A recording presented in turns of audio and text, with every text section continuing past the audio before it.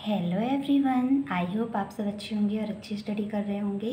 तो आज जो हम टॉपिक क्लियर करने वाले हैं वो है कि pathological changes takes place during peptic culture. यानी पेप्टिक कल्चर जब होता है तो क्या क्या पैथोलॉजिकल चेंजेस हमको देखने को मिलते हैं, जो कि प्रीवियस ईयर में फोर मार्क्स का क्वेश्चन आया हुआ है।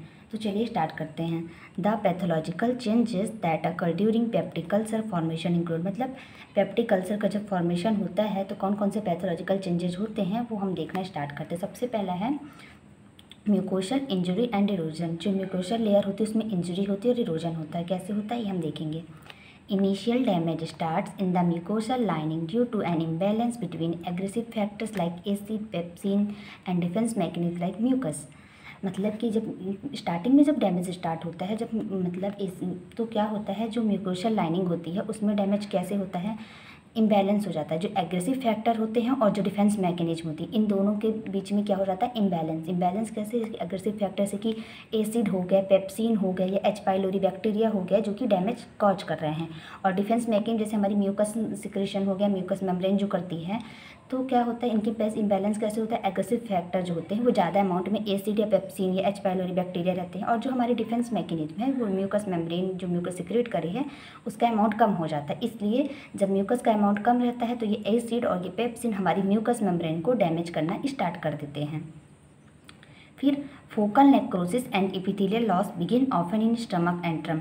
हमने पढ़ा भी था कि पेप्टिक अल्सर 10 टाइप के होते हैं। एक स्टमक में होता है, एक ड्यूटनम में होता है और ईसोफेगस में होता है। तो अगर स्टमक में हो रहा है पेप्टिक अल्सर, जिसे हम गैस्ट्रिक पेप्टिक अल्सर कहते हैं, आपने इसके पहले वीडियो में देखा होगा कि हमने पढ़ा था कि एक गैस्ट्रिक होता है, एक ड्यूटनल और ईसोफेजल। तो जो स्टमक में जो गैस्ट्रिक में पेप्टिक अल्सर होता है उसमें क्या हो जाता है, जो स्टमक का जो एंट्रम वाला पार्ट होता है, जो फर्स्ट पार्ट होता है एंट्रम का, उसमें फोकल नेक्रोसिस होता है। फोकल नेक्रोसिस का मतलब है, नेक्रोसिस का मीन्स तो आपको पता है कि टिश्यू की डेथ हो जाना, ब्लड सप्लाई नहीं होती है। तो लेकिन फोकल नेक्रोसिस में क्या होता है, जो नेक्रोसिस होता है, जो टिश्यू की डेथ होती है वो पर्टिकुलर एरिया में रहती है, वहाँ से वो दूसरे एरिया पे मूव नहीं करती है। और साथ ही साथ जो हमारी एपिथेलियल सेल होती हैं उनका भी लॉस होने लगता है। कहाँ से, स्टमक एंट्रम से। तो स्टमक एंट्रम में फोकल नेक्रोसिस होगा, उसी के साथ साथ हमारी जो एपिथेलियल सेल है वो वहाँ से लॉस होने लगेंगी। तो म्यूकोशल इंजरी एंड इरोजन में ये हो गया। नेक्स्ट पॉइंट है इन्फ्लामेशन। इन्फ्लामेशन में क्या होता है, infiltration of neutrophils and lymphocyte occurs in lamina propria. मतलब जो न्यूट्रोफिल्स और लिम्फोसाइट का है वो इनफिल्ट्रेशन होता है। इनफिल्ट्रेशन का मतलब क्या होता है अगर आपको जानना है तो इनफिल्ट्रेशन का मतलब होता है जो मूवमेंट होना। मतलब जो न्यूट्रोफिल्स है और जो जो न्यूट्रोफिल्स है और जो लिम्फोसाइट है उनका मूवमेंट होता है। कहाँ की तरफ मूवमेंट होता है, लैमिना प्रोपिया। लैमिना प्रोपिया क्या होती है, ये थिन लेयर कनेक्टिव टिश्यू होती है जो कि हमारी म्यूकस मेम्ब्रेन के एंडोथेलियल के भी नीचे एंडोथेलियम में होती है। मतलब कि हम बात कर रहे थे कि जो क्या होता है, न्यूट्रोफिल्स और जो लिम्फोसाइट होते हैं उनका इन्फिल्ट्रेशन होता है। मतलब न्यूट्रोफिल और लिम्फोसाइट मूवमेंट करते हैं लैमिना प्रोपिया की तरफ। लैमिना प्रोपिया क्या होती है, लैमिना प्रोपिया एक थिन लेयर होती है कनेक्टिव टिश्यू की, जो एपिथेलियम लेयर होती है उसके नीचे पाई जाती है। और इसका काम क्या होता है, ये हमारी म्यूकस मेम्ब्रेन को नरिशमेंट प्रोवाइड करती है, सपोर्ट प्रोवाइड करती है। लैमिना प्रोपिया क्या करेगी, हमारी म्यूकस मेम्ब्रेन को सपोर्ट प्रोवाइड करती है, नरिशमेंट प्रोवाइड करती है। लेकिन इन्फ्लामेशन में क्या होता है, जो हमारे न्यूट्रोफिल है और जो लिम्फोसाइट है, जो एक टाइप के WBC के टाइप होते हैं, ये मूवमेंट करके लैमिना प्रोपिया में आ जाते हैं, जिससे क्या होता है, फिर इम्यून रिस्पांस होता है और इम्यून रिस्पांस के थ्रू इन्फ्लामेशन होता है। Chronic inflammation with plasma cell and lymphoid aggregate is often seen especially in H pylori infection. अगर एच पाइलोरी इन्फेक्शन के कारण पेप्टिक अल्सर हुआ, एच पाइलोरी यानी हेलिकोबैक्टर पाइलोरी जो एक बैक्टीरिया का नाम है, अगर इसके कारण वो पेप्टिक अल्सर हुआ तो क्रोनिक इन्फ्लामेशन होगा, जिसमें क्या होगा, जो प्लाज्मा सेल है और लिम्फॉइड है वो एग्रीगेट हो जाते हैं। मतलब प्लाज्मा सेल और लिम्फॉइड सेल आपस में कलेक्ट हो जाते हैं, कनेक्शन बना लेते हैं अगर एच पाइलोरी का इन्फेक्शन। तो इसमें हमने क्या देखा कि जो न्यूट्रोफिल्स थे और लिम्फोसाइट थे वो मूवमेंट करके लैमिना प्रोपिया में आ गए। लैमिना प्रोपिया करती क्या थी, नरिशमेंट देने का काम करती थी म्यूकस मेम्ब्रेन में। लेकिन न्यूट्रोफिल्स और लिम्फोसाइट के आने से यहाँ पास इम्यून रिस्पॉन्स होगा, इम्यून रिस्पॉन्स पे इन्फ्लामेशन होगा। इम्यून रिस्पॉन्स क्यों हो रहा है, क्योंकि ये बैक्टीरिया या एसिड या पेप्सिन के कारण। अगर एच पाइलोरी बैक्टीरिया के कारण हुआ तो क्रोनिक इन्फ्लामेशन होगा, जिससे प्लाज्मा सेल और लिम्फाइड एग्रीगेशन हमको देखने को मिलता है। नेक्स्ट पॉइंट है हमारा जो कि है कि अल्सर क्रेटर फॉर्मेशन, अल्सर का फॉर्मेशन देखने को मिलेगा, जिसमें क्या होता है, ulcer develop into well demarcated crater penetrating the muscularis mucosa. मतलब जो अल्सर होते हैं वो डेवलप कैसे होते हैं, well demarcated crater. Well demarcated crater मतलब इसकी लिमिट आ जाती है और एक वेल शेप ले लेते हैं अपना। फिर ये क्या करते हैं, जो हमारी मस्कुलरिस म्यूकोसा होती है उसको पेनिट्रेट करते हैं, मतलब उसको पार कर जाते हैं। Base of fibrinoid necrosis inflammatory cell infiltrate and granulation tissue.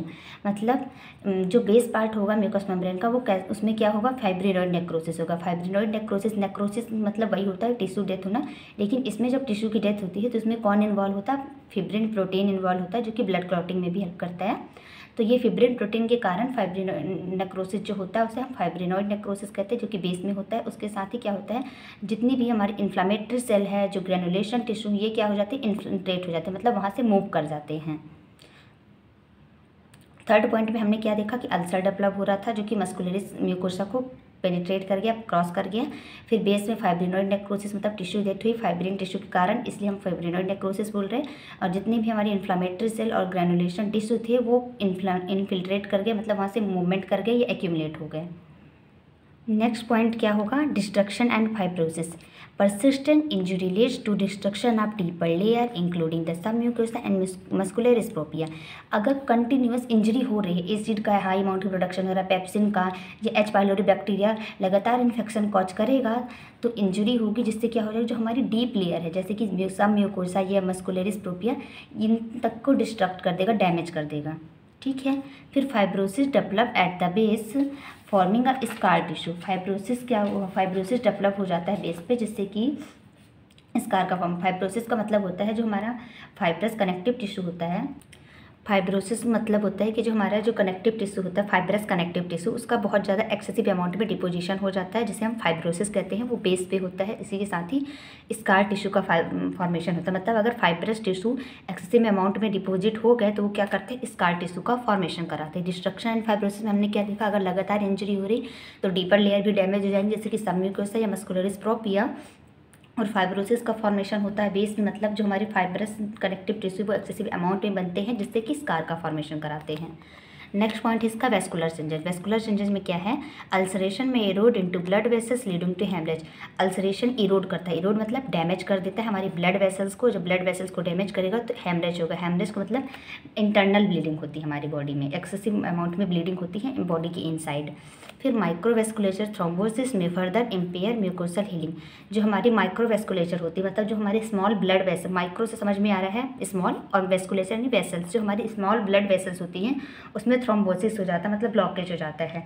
Blood clot वगैरह के कारण जो हमारी स्मॉल ब्लड वेसल्स होती है उनमें ब्लॉकेज हो जाता है। ये क्या करती हैं, जो हमारी म्यूकोसल की जो हीलिंग होने वाली होती है उसको इम्पेयर कर देती हैं। तो वेस्कुलर चेंजेस में हमने देखा कि जो अल्सर है वो हमारी डैमेज कर देगा ब्लड वेसल्स को, जिससे इंटरनल ब्लीडिंग यानी हेमरेज होगा।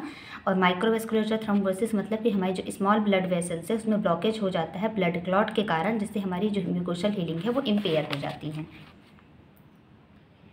आज हमने जो टॉपिक कवर किया था वो था pathological changes take place during peptic ulcer, जिसमें हमने mucosal injury and erosion point discuss किया, इन्फ्लामेशन पॉइंट डिस्कस किया, अल्सर क्रेटर फॉर्मेशन डिस्कस किया, डिस्ट्रक्शन एंड फाइब्रोसिस कैसे हुआ, और वेस्कुलर चेंजेस क्या क्या है। तो ये पैथोलॉजिकल चेंजेस हैं जब पेप्टिक अल्सर होता है, तो ये सारे चेंजेस हमको देखने को मिलते हैं। आई होप आपको मेरी वीडियोज़ पसंद आ रही हो, तो please like share and subscribe my channel. Thank you so much.